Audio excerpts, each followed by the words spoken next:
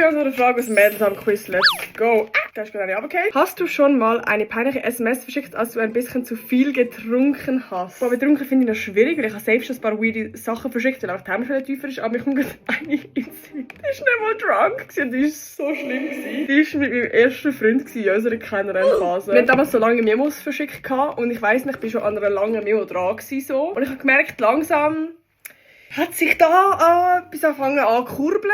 Es ist so ein bisschen...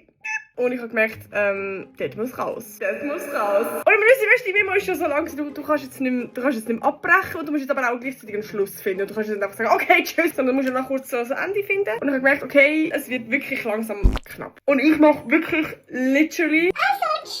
die Memo beenden und mache den Furz von meinem Leben. Und ich meine wirklich... Und schlimm ist, der Furz hört man auf dieser Memo. Man hört einfach. Es ist nicht so ein... Es ist so ein richtiger...